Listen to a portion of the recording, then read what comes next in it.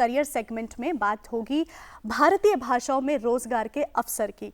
और आज इस विषय में खास बातचीत करने के लिए हमारे साथ आइए स्टूडियो में मौजूद है, मिलकर स्वागत करते हैं सीनियर प्रोफेसर सुधा सिंह जी का। मैम आपका स्वागत है। आप head of the department Hindi department से हैं दिल्ली विश्वविद्यालय से। और साथ ही हमारे साथ हैं professor Durgesh Tripathi, dean school of mass communication, IP university. Sir आपका भी बहुत बहुत स्वागत है। प्रोफेसर सुधा जी, आपसे हम चर्चा शुरुआत करेंगे। भारतीय भाषाओं की हम बात कर रहे हैं, सबसे पहले तो यही जानना चाहेंगे कि इसका महत्व क्या है और क्यों इसकी हमें ज़रूरत और कहाँ हमें देखने को मिलती है। देखिए, भाषा का महत्व इंसान के होने के साथ साथ ही है। भाषा का होना इंसान का होना है, मनुष्य की मौजूदगी भाषा है जो उसे अन्य प्राणियों से भी अलग करती है। भाषिक अभिव्यक्ति, संप्रेषण, साहित्यिक अभिव्यक्ति, विभिन्न अनुभवों, ज्ञान, विज्ञान, तमाम कला रूपों के अनुभवों को अगर अभिव्यक्त करना है तो आपको भाषा की ज़रूरत पड़ती है। और भाषा एक विकसित संवेदना है। तो जाहिर है कि भाषा की उपलब्धियाँ, जितनी भी मानवीय सभ्यता की उपलब्धि है, उन सबको अपने में समो लेती है, दर्ज करती है। मसलन अगर आप विज्ञान की किसी उपलब्धि के बारे में भी बताना चाहें तो उसके लिए आपको भाषा की जरूरत पड़ेगी। माध्यम भाषा ही होगी। तो भाषा और भाषिक अभिव्यक्ति हर लिहाज से महत्वपूर्ण है।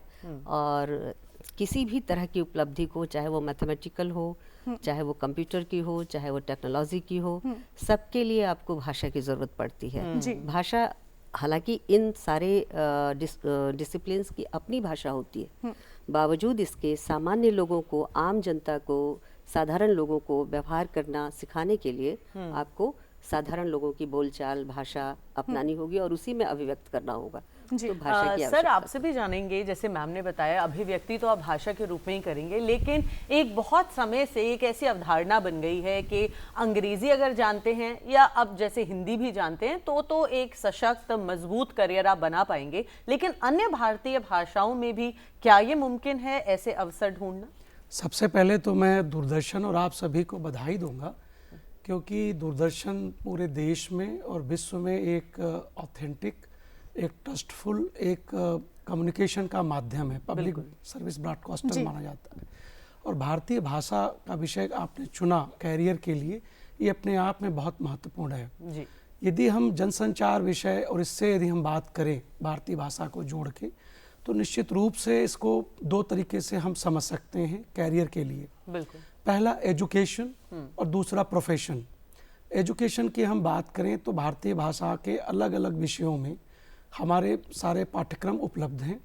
और यदि हम प्रोफेशन की बात करें तो मैं ये कह सकता हूँ कि जैसा आपने बताया प्रोफेसर सिंह मैडम ने, कि प्रारंभ से ही एक जो भारतीय भाषा की जो विकास है या जो भाषा के विकास मानव के साथ है, तो आज वर्तमान समय में हर व्यक्ति के साथ प्रातः उठने से लेके सायकाल सोने तक है। अब इसको यदि समझने का प्रयास करें तो समाचार पत्र केवल हिंदी में नहीं है, तमाम भारतीय भाषाओं में है। यदि हम विज्ञापन की बात करें तो विज्ञापन भी तमाम भारतीय भाषाओं में है, हिंदी के साथ साथ। अब हम आए इंटरटेनमेंट की बात करें तो इंटरटेनमेंट में भी आप देखेंगे कि पूरा सेंट्रलाइज होने के साथ साथ डिसेंट्रलाइज हो चुका है, पूरा विकेंद्रीकृत हो चुका है हमारी भारतीय भाषा की व्यवस्था। अब हम प्रोफेशन की बात करें तो जब आपको morning to evening to night पूरे जो आपका जीवन चल रहा है, उसमें यदि सारी चीज़ों के साथ साथ भारतीय भाषाओं का समावेश हो जाए तो निश्चित रूप से उसकी महत्ता भी बढ़ जाती है। आज आप देखें कि पहले हम लोग जब भारतीय भाषाओं में केवल एक भाषा में विज्ञापन बनते थे, आज हर भारतीय भाषा में विज्ञापन बनते हैं। तो सर जैसे आपने समाचार विज्ञापन का जिक्र किया, आपने न्यूज़पेपर का जिक्र किया, इन्हीं क्षेत्र में कहाँ ऐसे अपॉर्चुनिटीज़ हैं प्रोफेशनल लोग अगर इसको ज्वाइन करना चाहें, अगर स्पेसिफिक हम बता पाएँ तो? मैं इसके लिए यदि स्पेसिफिक यदि करें तो मैं 2-3 समितियों का और संस्थानों के बारे में बात करूंगा जो मिनिस्ट्री ऑफ एजुकेशन भारत सरकार के हैं। पहला तो है central institute of Indian language, जो मैसूरू में है। दूसरा भारतीय भाषा समिति है जो हाई पावर्ड कमेटी है मिनिस्ट्री की, जिसने कि त्रिय भाषा जो एक फार्मूला दिया है हमारे पूरे एजुकेशन सिस्टम के लिए, जिससे कि जो बच्चा है वो प्रारंभ से ही भारतीय भाषाओं के ज्ञान से रूबरू हो।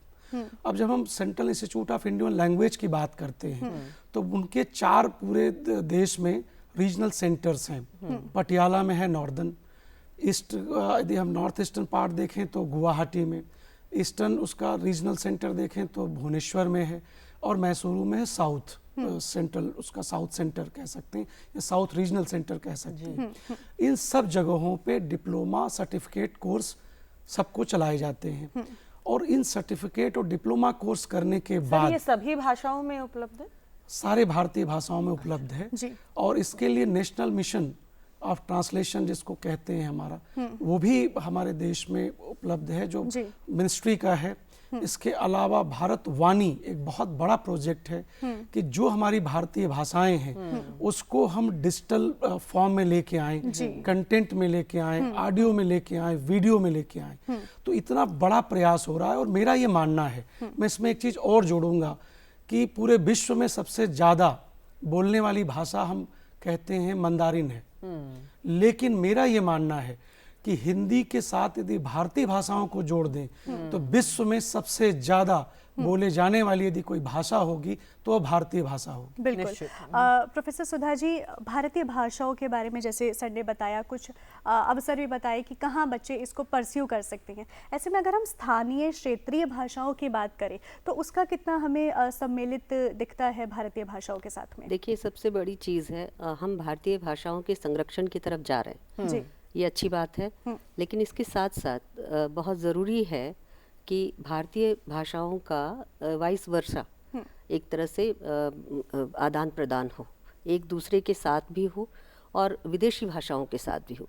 इसका क्षेत्र तभी व्यापक होगा कि जब केवल हम अंतर्भाषिक तरीके से ना करके इसको अंतर्राष्ट्रीय पटल तक ले जाए, क्योंकि भारत में हिंदी के अलावा कई ऐसी क्षेत्रीय भाषाएं हैं जो साहित्य, कला, अन्य क्षेत्रों में इतनी समृद्ध हैं कि अगर उसका द्वार दूसरी भाषाओं पर खुलता है, खासकर अंतर्राष्ट्रीय भाषाओं पर खुलता है, तो एक बड़ी दुनिया परिचित होती है, रोजगार के नए से नए अवसर उपलब्ध होते हैं।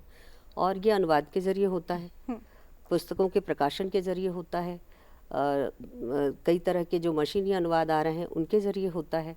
जैसे मैं आपको उदाहरण दूं कि तमिल है, कन्नड़ है, मलयालम है, ये बंगला है, मराठी है, ये काफ़ी बड़े समृद्ध भाषाएं हैं भारत की, और इनमें जो साहित्य है यह यदि अंतर्भाषिक दृष्टि से अनुदित होता है तो वह भारत के बीच ही रहता है। लेकिन जैसे ही इसको हम फ्रेंच में, अंग्रेजी में, इटालियन में, स्पेनिश में लेकर जाते हैं तो एक नया दरवाज़ा खुलता है अंतर्राष्ट्रीय पाठकों का, अंतर्राष्ट्रीय साहित्य और विज्ञान कला प्रेमियों का। तो ये एक बड़ा अवसर प्रदान करता है। प्रोफेसर सुधा, हमारा ये सेगमेंट क्योंकि करियर सेगमेंट है, बहुत सारे युवा हमें देख रहे हैं जो इसके हो सकते हैं अभिलाषियों की वो इस कोर्स को प्रोफेशनली परस्यू करना चाहे।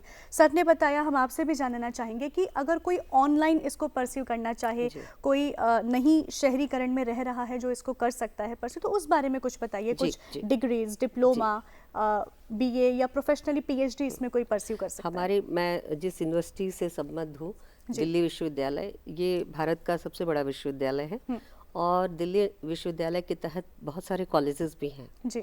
तो दिल्ली विश्वविद्यालय में खुद जो कला संकाय है उसमें कई विभाग ऐसे हैं जो विभिन्न विदेशी और क्षेत्रीय भाषाओं में डिग्री देते हैं। सर्टिफिकेट का है, डिप्लोमा का है, एडवांस डिप्लोमा का है, और बीए, एमए का प्रोग्राम भी है, पीएचडी तक कर सकते हैं। ओके। लेकिन मैम, जैसे अभी आपने भी बताया पब्लिकेशन में भी या इंटरप्रिटेशन या ट्रांसलेशन, ऐसे जॉब अपॉर्चुनिटीज़ भी हैं विभिन्न भारतीय भाषाओं में, लेकिन इसके लिए भी क्या कोई मिनिमम क्वालिफिकेशन होती है, या अगर कोई स्वांत सुखाए, कोई बहुत ही इंटरेस्टेड है किसी लैंग्वेज में, वो भी अप्लाई कर सकता है?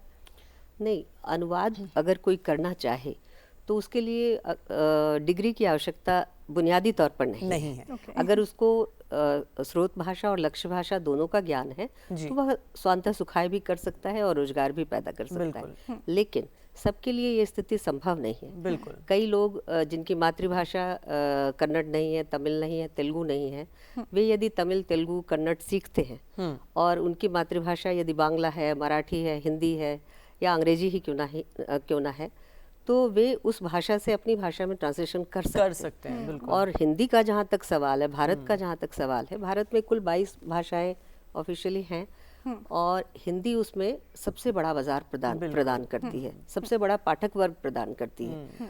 तो हिंदी का विस्तार तो है ही, हिंदी की संभावनाएं भी है, लेकिन अन्य क्षेत्रीय भाषाओं से जब कोई चीज़ अनुदित होकर हिंदी में आती है तो जाहिर है उसको एक बड़ा पाठक वर्ग मिलता है, एक बड़ी प्रशंसा का एक बड़ा दरवाजा उनके लिए खुलता है। मैं एक उदाहरण दूं, महाश्वेता देवी का आप ले सकती हैं कि जब तक वो बांग्ला में लिखती रहीं, लोग उनके लेखन से उतने बड़े स्तर पर परिचित नहीं थे, लेकिन जैसे ही उनका ट्रांसलेशन हिंदी में आया, एक बड़ी दुनिया, एक बड़ा पाठक वर्ग उनके लिए खुल गया, उनके प्रशंसकों में शुमार हुआ। तो अनुवाद एक संस्कृति का केवल दूसरी संस्कृति में अनुवाद भर नहीं है, अनुवाद मूल जो भाषा है उसका एक तरह से विस्तार भी है। तो अनुवाद के पाठ्यक्रम हमारे यहाँ चलते हैं, खुद हिंदी विभाग में अनुवाद का, ट्रांसलेशन का एक पाठ्यक्रम है जो लगभग 1970 से चल रहा है। आप सोच सकती हैं कि कितने साल, 50 साल से ज़्यादा हो गए हम ये पाठ्यक्रम चलाते हैं और उसका पूरे भारतवर्ष में उसकी मान्यता है। कई लोग राजभाषा अधिकारी, हिंदी अधिकारी और भी कई तरह के रोजगार उससे प्राप्त कर चुके हैं। डॉक्टर त्रिपाठी जी, आपसे हम और रोज़गार के अवसर क्या हो सकते हैं भारतीय भाषाओं में? जैसा कि मैम ने बताया कि अनुवाद का एक ट्रांसलेटर, इंटरप्रिटेशन या फिर डिजिटल वर्ल्ड में किस तरह से हम इसको अवसर के रूप में देख सकते हैं, उस बारे में बताइए। मैं पुनः बताना चाहूँगा कि सर्टिफिकेट और डिप्लोमा जो एक औपचारिक शिक्षा का माध्यम है वो तो उपलब्ध है ही है। इसके साथ साथ स्वयं एक भारत सरकार का मिनिस्ट्री ऑफ एजुकेशन का प्लेटफॉर्म है जिस पे आप ऑनलाइन ट्रांसलेशन की बहुत सारी विधा, बहुत सारे भारतीय भाषाओं का अनुवाद का ज्ञान आप ऑनलाइन प्राप्त कर सकते हैं। जो स्वयं का प्लेटफॉर्म है और वो any time, anywhere, anyone 3A का कार्डिनल पे वो पूरा डेवलप्ड है और मैं भी उसमें कोर्स कोऑर्डिनेटर हूँ सोसाइटी एंड मीडिया का। तो मैं भारतीय भाषाओं का भी मैंने उस पर देखा है। नंबर 1। नंबर 2, अब हम लोग यदि रोजगार की बात करें तो रोजगार में मैं ये देखता हूँ कि जितने भी विज्ञापन हैं, सोप ऑपेराज हैं, टीवी सीरियल्स हैं, वे आज के समय में फिल्म हैं। आपने बाहुबली अभी देखा होगा फिल्म, और बहुत सारी फिल्म का हिंदी वर्जन आपने देखा होगा। तो ये एक बहुत बड़ा डबिंग का बिजनेस बन चुका है। हिंदी से इंग्लिश या इंग्लिश से हिंदी, बहुत सारी हॉलीवुड की फिल्में आप देखे होंगे अलग-अलग भाषाओं जो में डब हिंदी भाषा में और तमाम जो हमारे भारतीय भाषा हैं उनमें है, जो प्रमुख रूप से हैं, तमिल में, तेलुगु में, कन्नड़ में और बांग्ला में। तो इस तरीके का उनका है। अब हम यदि बात करें कि किस तरीके से भारतीय भाषा का संवर्धन हो रहा है और कैसे हम आगे बढ़ रहे हैं इस दिशा में, तो मैं बताऊं कि आज के समय में जब आप गूगल पे, मैं गूगल का एग्जांपल देता हूं क्योंकि वो सब लोग उसको यूटिलाइज करते हैं, यूज करते हैं। तो आप भारतीय भाषा का यदि देखें प्रभुत्व, तो आपको उस पर देखने को मिलेगा कि जो गूगल में पहले इंग्लिश में इंग्लिश का होता था, अब आप हिंदी में टाइप करते हैं तो आपको हिंदी में मिलता है। अब आप इसके साथ साथ भारतीय भाषाओं में भी गूगल ने ट्रांसलेट करना शुरू कर दिया है। और मैं एक चीज़ और आगे बढ़ाऊंगा, एक commission for science and technology terminology है, मिनिस्ट्री ऑफ एजुकेशन का ये है, RK पुरम में उसका संस्थान है। मैं उसकी बहुत सारे अनुवाद की प्रक्रिया में भी शामिल रहा हूँ। तो वहाँ पे अंग्रेजी से हिंदी पहले हुआ, ये बात है 3-4 साल पहले। अब अंग्रेजी से हिंदी, हिंदी से संस्कृत, अंग्रेजी से हिंदी, हिंदी से सिंधी भाषा का भी अनुवाद और इस तरीके का प्रयास चल रहा है। और इन दोनों भाषाओं के साथ में सम्मिलित रहा, इसलिए मुझे बताते हुए खुशी हो रही है कि भारत सरकार के प्रयासों से और हम सब के सम्मिलित प्रयासों से भारतीय भाषाओं की जो प्रभुत्व है, जिसके बारे में मैंने बात कहा कि सम्मिलित रूप से विश्व की सबसे ज़्यादा बोले जाने वाली भाषा की यदि हम बात करेंगे तो भारतीय भाषा होगी। और इसके साथ साथ रोजगार के अवसर निरंतर बढ़ रहे हैं, चाहे वो पब्लिकेशन की बात हो, चाहे ब्रॉडकास्ट की बात हो। और जहाँ तक आपने इंटरप्रेटर की बात करी, तो मैं बताऊं कि एम्बेसीज जो भारत के एम्बेसीज हैं, जो मिशंस हैं बाहर, वहाँ पे भारतीय भाषाओं के प्रोफेसर्स जाते हैं, उनके देश के नागरिकों को वे भारतीय भाषा का ज्ञान देते हैं हिंदी के साथ साथ।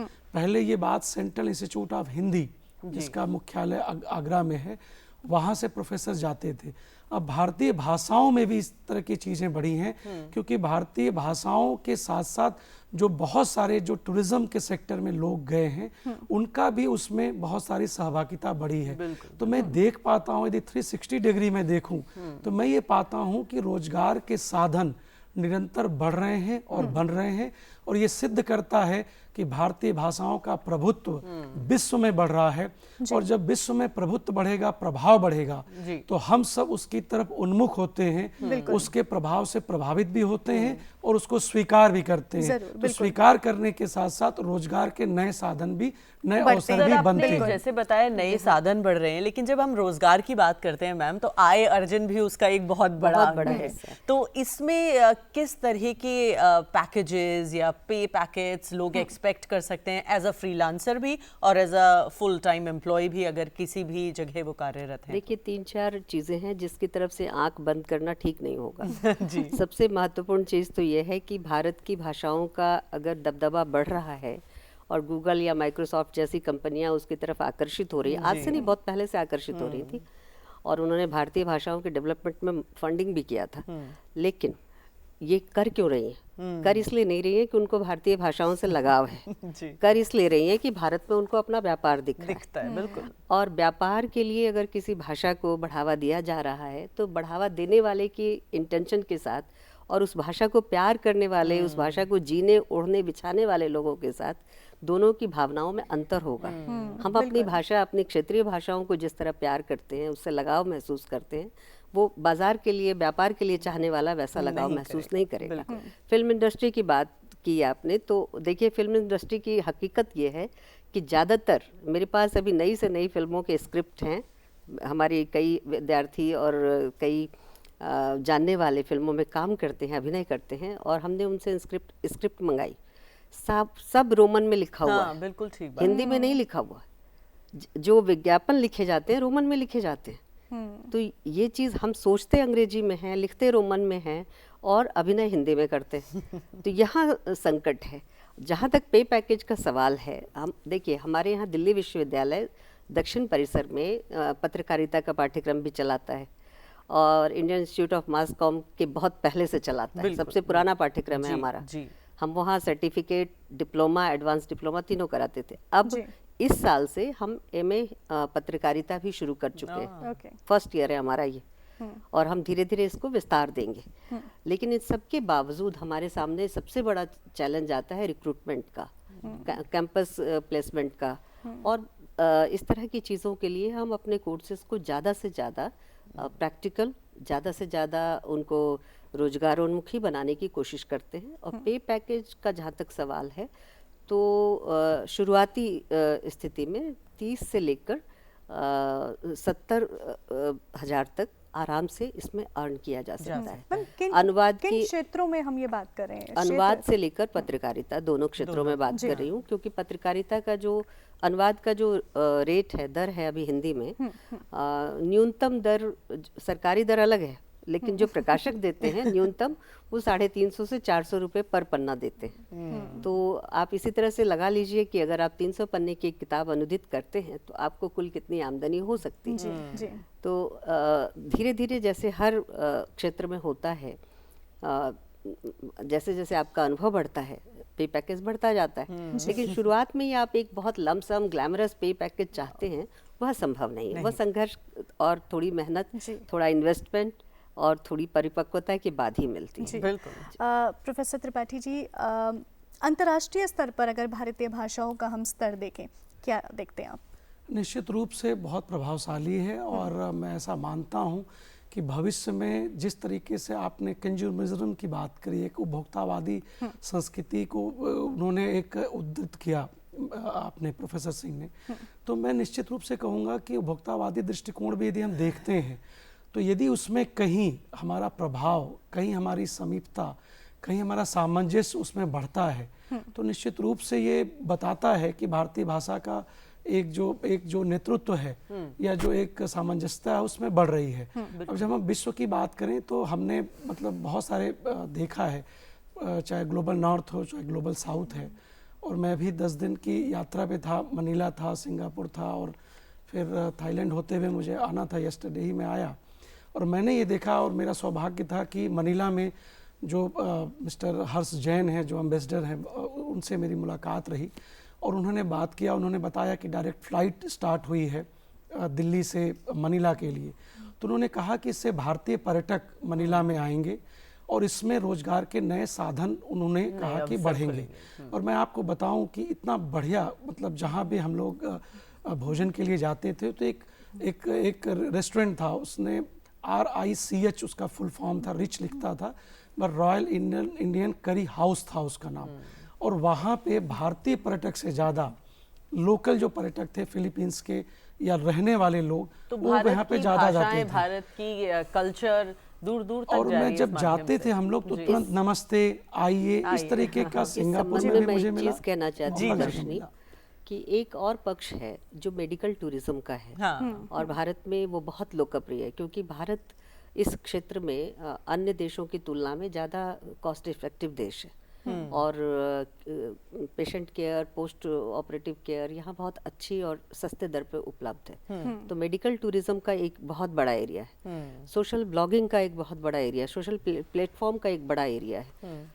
अच्छा, विभिन्न राजनीतिक दल हैं, विभिन्न कॉरपोरेट घराने हैं जो अपने छवि निखार के लिए कंटेंट राइटर्स रखते हैं। बिल्कुल। तो उस क्षेत्र में भी हम रोजगार देख सकते हैं अगर आपको अच्छी भाषा आती है और एक से अधिक भाषा आती है। भाषा असल में एक या दो भाषा हर भारतीय की विशेषता है, लेकिन 2 से अधिक भाषा, एक आपको विदेशी भाषा आनी चाहिए, एक क्षेत्रीय भाषा आनी चाहिए।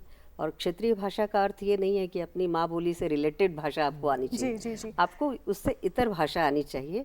और अंग्रेजी अगर आपको आती है इतने तो कम समय में संक्षिप्त रूप से आप लोगों ने इतनी भाषाओं के बारे में हमें बताया। हमने ट्रेडिशनल मीडिया से लेके न्यू मीडिया तक बहुत सारे विकल्प अपने दर्शकों को दिए और हमने जाना कि भारतीय भाषाओं का जो भविष्य है वो बहुत उज्जवल है। आप दोनों यहाँ आए, हमारे साथ साझा की जानकारी, बहुत बहुत धन्यवाद। हमें भी अच्छा लगा। Thank you so much.